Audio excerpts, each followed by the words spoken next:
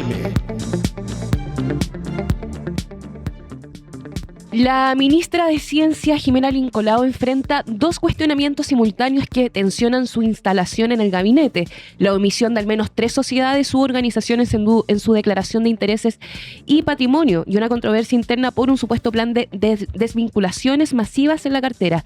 El primer flanco surgió tras un reportaje de FactCheck que derivó en un requerimiento ante Contraloría impulsado por diputados del PS. El segundo fue abierto por el ex subsecretario Rafael Arauz, quien contradijo a la ministra y afirmó que el plan de despidos es real y hay testigos. Esto lo dijo ayer en Chilevisión, se lo reveló a Daniel Matamala. Así es. Sí, a ver, varias cosas.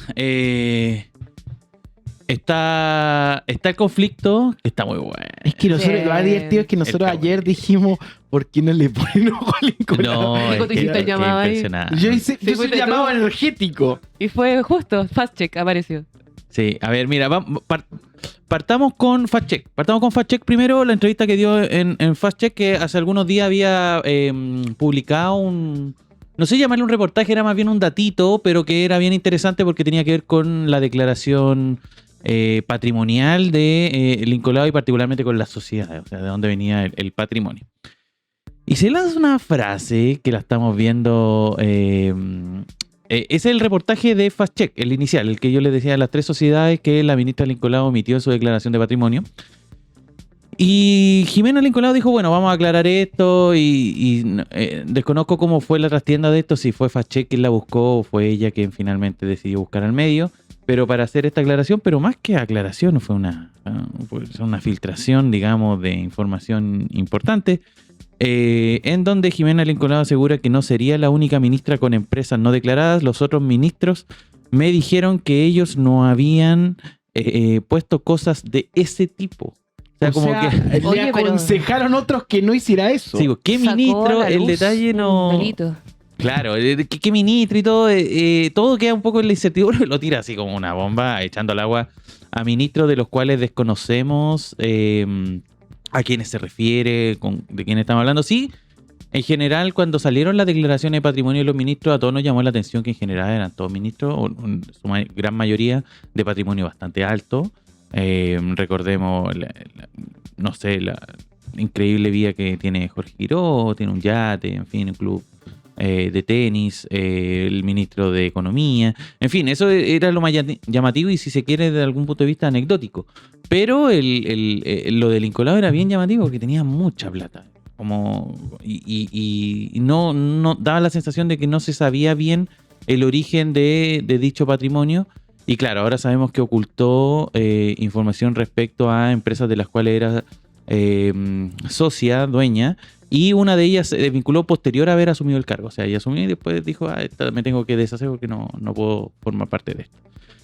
Lo otro, que también está muy sabroso y muy interesante, es la pelea con el subsecretario Arauz. Ayer el subsecretario Arauz le mandó ex subsecretario Arauz Sí. Ya, le fue mandó, desvinculado. es verdad. No, se renunció. Sí. Él optó por irse. La ministra Lincolao ayer habló, dio algunas declaraciones fuera, digamos, de esta entrevista con FactCheck. Habló de varias cosas, entre ellas tratando de aclarar esta situación con Rafael Arauz. Y entre las cosas que dijo Lincolao es que no hubo un plan de desvinculación masiva. Entonces, en la noche, en el noticiero de la noche, Daniel Matamala cuenta que recibió un mensaje de Rafael Arauz y que él autorizó a publicarlo. Y en ese mensaje cuenta que el plan existe efectivo y que no tendría en el fondo razones. No sé si lo tienes Sí, textual ahí. mira, te tengo la cuña textual. Arauz señaló: te puedo confirmar por este medio que la orden de diseñar y ejecutar un plan de desvinculaciones masivo es real y hay testigos. Y agregó: además, ¿por qué inventaría yo terceros algo tan grotesco? Además, explicó que el conflicto por los despidos no fue el único motivo de su salida. Según dijo, fue la gota que rebalsó el vaso, y profundizó señalando que existían profundas diferencias de fondo y forma acerca de cómo enfrentar un mismo desafío. Sí, Eso fue lo que dijo. Ya. Hoy día en la mañana, venía de hecho yo camino para acá, estaba escuchando la radio y estaba Andrea Vial la periodista Andrea Vial en T13. Y contó toda la historia. Y la tenemos el audio. Escuchemos el audio. Entonces, escuchemos a Andrea Vial qué tiene para contar La respecto gran a lo que Andrea se llama Vial. lo que se ha llamado el CienciaGate. Esto salió en T13, CienciaGate, ya, o sea, ya va calificándose de caso. Sí. A ver. El caso Ciencia, Andrea Mira, Vial. ya. Pocos hablan y los que lo hacen piden estricto anonimato. Como lo resume una No, funcionaria del Ministerio de pide teléfono. Ciencia, están todos nerviosos, los funcionarios no querían que el subsecretario se fuera, pero se fue. No aguantó más. Ayer le estoy diciendo, El médico infectólogo, magíster en ciencias médicas de la Universidad de Harvard, ex jefe del Departamento de Epidemiología y asesor clave durante la pandemia del COVID en Muy tiempos seco. del gobierno de Piñera, tenía profundas diferencias de estilo y de la forma como la ministra del ramo, Jimena Lincolao, entiende los objetivos del ministerio. opa. Algo que la propia Lincolao reconoció ayer cuando señaló que la razón de la salida del subsecretario se debió a diferencias de gestión y visión. Ok. Arauz, que no tiene afiliación política, de hecho asesoró en temas de investigación al Ministerio de Salud durante el periodo de la exministra Jimena Aguilera, no conocía a Lincolao cuando en el verano lo invitaron a sumarse a su equipo. No tenían Pero, onda. según algunos observadores, esta relación no podía prosperar. Demasiado ¿Qué? distinto. Eran Y diferentes. muchos interpretan que el arribo de Arauz al ministerio no era otra cosa que una excusa para mantener tranquilo al mundo académico. Oh, era Como el en todos los tapón de ministerios, los en académicos. parte, ante la solicitud del ministro de Hacienda, el subsecretario de Ciencia tuvo que hacer sus recortes. Wow. Y previo acuerdo con los equipos, esos ajustes se hicieron. Ya. Pero el gobierno quería un poco más. El jueves Quería 30 cortar de todo. abril, Ojo con esto. Arauz 30 de fue abril. citado a La Moneda por el jefe del segundo piso, Alejandro Irarrázaval. Entra el segundo te piso. creo. No era Ahí la apareció. primera vez, ya se habían reunido antes y según algunos conocedores de esa visita previa, no congeniaron del todo. No había onda. No había un Arauz entrado había sí transmitido a La Moneda que el equipo se quejaba Ahí está. del trato que les daba Lincolao. En En esta segunda ocasión, cuando Arauz llegó al despacho de Irarrázaval, la ministra Jimena Lincolao ya estaba reunida con él y Encerrón. luego se invitó a una serie de asesores. El jefe del segundo piso, Encerrona. probablemente esta es la reunión donde Arauz dijo ayer que había testigos. ¿Ya? Sí, eso lo dijo. El jefe del segundo piso Alejandro le preguntó Ah, todo a Alejandro calza. Arauz, perdón, Con lo a que le Rafael dijo Arauz, Daniel Matamala. ¿cómo iba el plan de desvinculaciones? Ya. Pregunta que le sorprendió al subsecretario, pero que ¿Cómo respondió con un muy bien, Los muertos. que había sacado a 2 personas luego de una auditoría de la Contraloría General de la República y que al resto lo había puesto a prueba y que su conclusión era Ya. que eran muy competentes. Por lo tanto, se quedaban. Bueno, a Irarrázaval no le pudo caer bien el sarcasmo de la respuesta del subsecretario y le señaló que debía trabajar con su ministra, diseñando un plan para despedir a una entre 20 a 40 personas. No. Ya. Con De ahí Lincolao viene ahí el mismo. número. Ya. Las razones para los despidos no quedaron nunca claras. La ministra Incluso se ninguneado. comentó algo así como, bueno, es una buena señal, así el resto se mueve más rapidito. A la salida de esa reunión, Entre 20 y 40 personas, ¿de cuánto? ¿De un equipo de 150. ya, o sea, como un tercio? Es claro, un tercio de la claro. Es un número. A la salida de esa reunión, que fue el 30 de abril, sumamente hostil, según algunos testigos, Arauz le escribió a la ministra Lincolao Ya. diciéndole que iba a renunciar. Horas más tarde, en una reunión citada por la ministra Lincolao, ya en el ministerio de, Ok. de ese día medio feroz, ¿Ya? la ministra le pide a su subsecretario que resuma al resto de los presentes la reunión que habían sostenido en La Moneda. ¿Y qué pasa aquí? Entonces, Rafael Arauz parte diciendo que viene de la peor reunión de su vida, ¡No! La más hostil que le ha tocado, y Tremendo, resume la peor lo que le habían reunión de la vida. No, solicitado. terrible.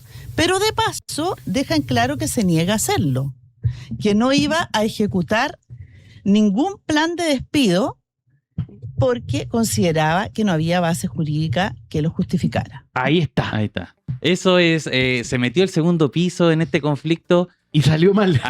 Arauz no se llevó con nadie, al parecer, de esta administración. Denuncia cosas importantes, lo que se deja tras ver de esta historia que nos cuenta Andrea Vial es justamente como que no era bien, no caía bien Lincolao en el equipo del ministerio. Había problemas, ha tenido problemas al parecer con funcionarios. Eso es algo que le hace ver Rafael Arauz al segundo piso ya La Moneda en una primera reunión. en donde tampoco le cae especialmente bien Irarrázaval, y ya en esta suerte de encerrona donde está él, la ministra del Incolao, que ya había estado hablando con Irarrázaval en esa misma reunión, y el propio Irarrázaval termina siendo, digamos, el detonante final. Ese mismo día es cuando le escribe al Incolao que ha tomado la decisión de renunciar al ministerio, algo que evidentemente no querían los funcionarios, porque eso significa que el último muro de contención para los despidos masivos en el Ministerio de Ciencia se iba.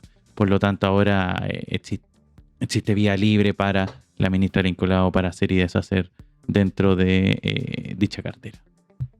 Oh, pero lo más dramático es que el Ministerio de Ciencia, que tanto costó construir, que viene de la era Piñera, se encuentra en una de sus horas más oscuras. Sí, y también habla un poco algo que ya comentábamos ayer, esto del mal manejo de la ministra Nicolás, y no sabe cómo resolver situaciones como este tema de las desvinculaciones. Se supone que ella viene del mundo empresa. El mundo privado público. Debiese ser algo que sabe manejar, al menos con diálogo, con no sé, habilidades blandas, si se quiere, y no se demostró nada de eso. Lo que estamos viendo es que lo que toca termina en escándalo. O sea, lo entrevistan y ¡paf!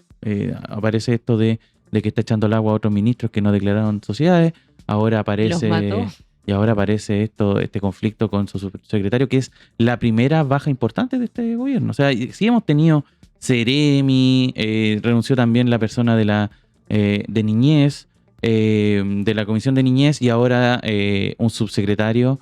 Está por verse también qué tanto puede llegar a aguantar, porque recordemos, esto lo comentamos también el otro día, uno de los principales miedos, algo que le da pánico a José Antonio Kast, es justamente verse como el presidente con el cambio de gabinete más rápido de la historia. No sé, y eso es nada, a todas luces puede ocurrir. Bueno, su salida, por supuesto, genera mucho ruido, porque Arauz no es una figura cualquiera dentro del gobierno, es médico cirujano, recordemos, infectólogo, ex jefe de epidemiología durante la pandemia y magíster de ciencias médicas de Harvard. Su perfil era técnico y científico, entonces dentro del gabinete era visto como una de las pocas autoridades provenientes directamente del mundo de la investigación, la evidencia científica, en un gobierno donde predominan perfiles jurídicos, económicos. Por ejemplo, vemos a muchos ingenieros comerciales dentro de los gabinetes también, que no tienen que ver con un tipo muy respetado. Por Muy supuesto. respetado. Y tiene mucha razón. O sea, si lo eligieron para ser alguien que calme al mundo académico, era efectivamente una figura que podía hacer eso, pero ya no está. El problema es que ahora ¿quién va a poner? ¿Ahora quién? Ahora, asumió como subrogante una directora de división. Que quedó ahí al mando. Pero hay que ver si la confirman ahí o van a nombrar a otra persona. Puesto número 2 en esta mañana de día miércoles 13 de mayo. Oh, pensé que estábamos en abril. De mayo, y dije, ¿cómo? ¿Qué tan...? Ya. El presidente de Estados Unidos, Donald Trump, arribó ya a China para reunirse con Xi Jinping en una cumbre marcada por tensiones comerciales, Taiwán, inteligencia artificial y el conflicto en Irán. La visita contempla conversaciones bilaterales, una cena de Estado y actividades oficiales en Pekín. El encuentro sucede en un momento clave para la relación entre las dos mayores potencias del mundo. Ambos gobiernos buscan contener focos de conflicto, pero también llegan con intereses contrapuestos en comercio, tecnología, seguridad regional e influencia global. Camilo y llegó. Nicolás. Ahí está. Hace una media hora. Sí, está ahí aterrizando en Pekín, Beijing, como quieran llamarle, a China, donde va a tener esta cumbre. En ese avión va también Elon Musk, el de Apple, ¿cómo se llama el de Apple? Tim Cook.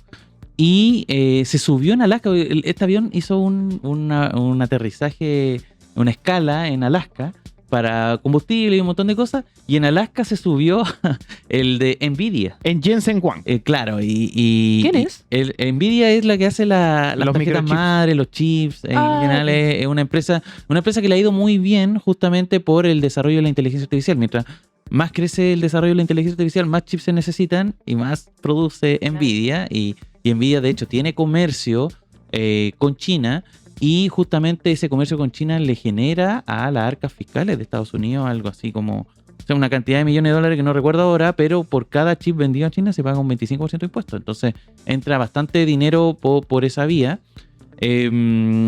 Y es importante la visita de estos empresarios, en los medios gringos le llaman diplomacia de Silicon Valley.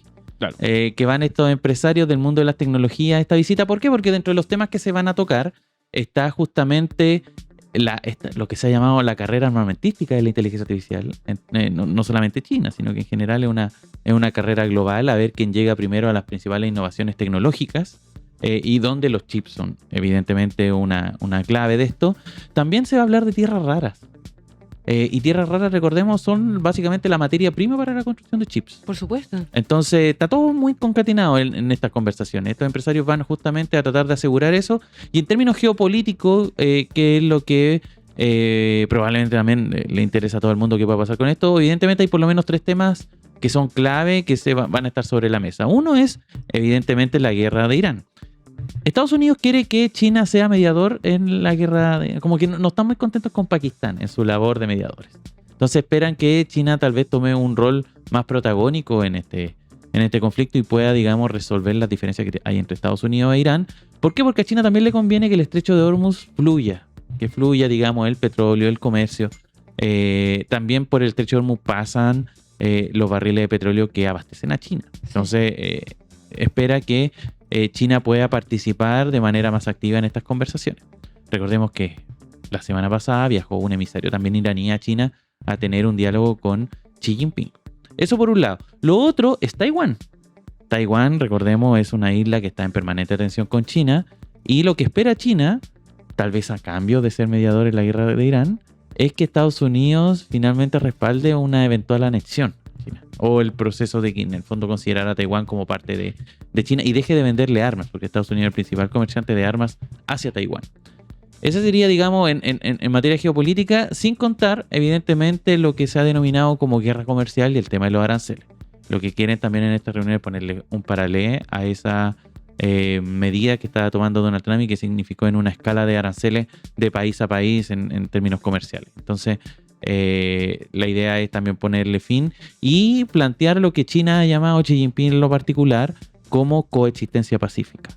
Ese es el concepto, que como convivencia, no conflicto directo entre ambas potencias. Oye, dentro de todo esto, además está esta llegada donde están relatando que 300 niños chinos vestidos con uniformes azules y blancos ondean banderas estadounidenses y China mientras Trump desciende de las escaleras del avión. El hashtag Welcome Trump to China fue el tema más comentado en la plataforma de redes sociales China Weibo, que es como el X de ellos, cuando el avión del líder aterrizó. Esto tiene origen en que el último viaje de Trump a China es del 2017 y van a ser 48 horas de conversaciones que pueden marcar el destino de la humanidad. No, esto es muy importante. Mucho ojo con lo que comentaba hace un rato de este emisario iraní que ya había alertado a Rusia de algunas cosas y ahora le había traspasado también algunos elementos a China. Hay que ver qué ocurre ahí y cómo en el fondo puede eso marcar esta conversación. Ahí vemos a Elon Musk justamente también siendo parte de la recepción en el gigante asiático. Puesto número 1 de esta mañana. La Comisión de Hacienda de la Cámara continúa este miércoles la votación en particular del Plan Quirós, la mega reforma impulsada por José Antonio Kast. La sesión quedó fijada hasta total despacho a la medianoche en medio de una tramitación marcada por más de 1.500 indicaciones, tensión política y críticas cruzadas. El gobierno busca acelerar el avance del proyecto para que pase luego por las comisiones de Trabajo y Medio Ambiente y llegue a la sala la próxima semana. La oposición acusa artimañas legislativas para coartar el debate y advierte eventuales acciones ante el Tribunal Constitucional. Sí, a ver, bueno, Danielo ya explicó, me imagino, el mecanismo anti-tsunami, sí, que se le llamó esto de las indicaciones sustitutivas. ¿Qué es lo importante y qué es lo que hay que tener mucha atención hoy día? A la medianoche se acaba la urgencia de este proyecto. Agustín Romero quiere votar sí o sí esto antes de la medianoche. Para que pase la comisión. Ya a las 12 nos van a mantener a todos en vela viendo qué puede pasar, digamos, con todo esto. Quieren apurarlo a toda costa. La oposición me imagino que se está resistiendo porque esto está siendo demasiado express. O sea, hay un montón de elementos que poner sobre la mesa. Las indicaciones sustitutivas no son otra cosa que una trampa para simplemente aligerar el debate. Ahora, es impresionante cómo también la oposición ya tiene plan B para todo. Entonces, por ejemplo, ayer en algún momento dijeron ya vamos a hacer una colación, interrumpir, digamos, esta votación y vamos a ir a comer algo y volvemos. Y en ese voy a ir a comer algo y volvemos, que habrán sido 20 minutos, entraron 200 indicaciones más. Entonces, es impresionante Están preparados. cómo esto está abriéndose camino. Yendo al contenido del asunto, que yo creo que también es interesante, por ejemplo, ayer hubo 2 diputados de oposición que votaron a favor de este subsidio al empleo, que recordemos que permitiría, digamos, sería fundamentalmente a empresas que contratan a personas que están entre los 500 y tantos mil pesos y los 800 mil pesos. Va dirigido a ese mundo y votaron a favor son el diputado Bianchi y también el diputado de la Democracia Cristiana. Algo que llamó la atención es que dentro de las indicaciones sustitutivas está lo del CAE, que habría una suerte de condonación al CAE y que sería propuesto por el gobierno, pero justamente para personas que tengan plan de pago, es decir, que hayan extendido la dinámica para poder pagar en el corto plazo. O sea, que en el fondo se hayan hecho cargo de la deuda. A esas personas va a haber una suerte de condonación, subsidio.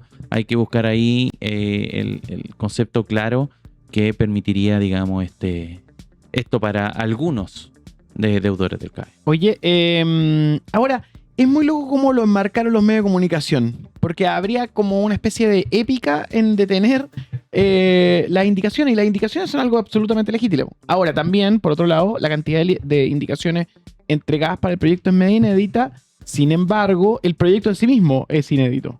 No, yo creo que todo está dentro del plano de lo legítimo, me da la impresión. O sea, las indicaciones son legítimas, el plan anti-tsunami también es legítimo, lo podemos considerar una trampa en el sentido de que es algo que en el fondo es meramente conceptual. O sea, lo que hacen es cambiar el origen del proyecto, tú le cambias una coma y todas las indicaciones quedan inmediatamente anuladas. Entonces, hay cosas ahí, lo hablaba la diputada Yeomans, por ejemplo, en la mañana, hay cosas que hay acuerdo entre todos, por ejemplo, en incluir en este proyecto el tema de la sala cuna, en fin, y es raro que también haya negación a discutir ese tipo de temas. En general se acusa que hay una completa... En algún momento la discusión ayer en la Comisión de Hacienda era una pelea de cabros chicos. O sea, como que ya ahí está la indicación sustitutiva, ya vamos a votar esto primero, no, primero esto, oye, pero tú el año pasado votaste esto y tú entregaste indicaciones en el pasado y ya es una chacra. La pregunta que hay que hacerse es ¿a quién le conviene la chacra? Claro. Cuando es una pelea en un jardín infantil, entonces se convierte en un jardín infantil. Y lo otro es la mala imagen que también proyecta la Cámara de Diputados, que aquí se vuelven algo totalmente salvable. Y ya se están escuchando cuñas, sobre todo por parte del Senado, que dicen, bueno muchachos, se acabó el turno de los niños, es el momento de los adultos, ¿cachai? Y los senadores, en verdad, al parecer habría más disposición a conversar algunos de estos planteamientos, las mismas indicaciones, hacer una revisión más profunda. Se espera que sea justamente en el Senado donde esta conversación se lleve a cabo y no en la Cámara de Diputados. O sea, en la Cámara de Diputados igual hay una sensación generalizada. O sea, la oposición está dando una pelea, pero la sensación que está quedando es que aquí va a pasar la máquina y ya no hay mucho más que hacer. Oye, última pregunta, ¿qué pasa con el PDG en todo esto? ¿Dónde quedó? Lo del PDG es interesante porque reportaron ayer algunos, de hecho eso debiese ocurrir hoy día, que hay nuevo acuerdo entre el PDG y el gobierno. Eso debiese ocurrir durante la mañana. De todas maneras, el PDG está actuando de manera, yo te diría, inteligente, porque el acuerdo con el gobierno era meramente en torno a votar a favor en general. Tengo entendido que se reunió Franco Parisi, Cast y Juanma Valenzuela. Sí, hubo una cita de esas características y lo que se acordó es justamente esto. O sea, como... Bueno, pero un apunte, perdón, que sabes que las indicaciones del PDG a las leyes misceláneas fueron recibidas en un tercer intento y no tenían firma. Mira. Se lo envió. No cachaba ese dato porque la había presentado Sandra Parisi. Claro, y no tenían firma. No, mejor ya la firma de Franco. El tema del PDG, ellos se ven más optimistas en torno al acuerdo. Ahora el acuerdo es justamente en torno al proyecto en general. Hay que ver qué pasa con la discusión en particular. Yo me imagino el PDG no va a estar de acuerdo con todos los puntos, con los 40 artículos, y eso lo vamos a ver, lo vamos a ir viendo lo vimos parte ayer y vamos a seguir viendo parte hoy día, de aquí a la medianoche.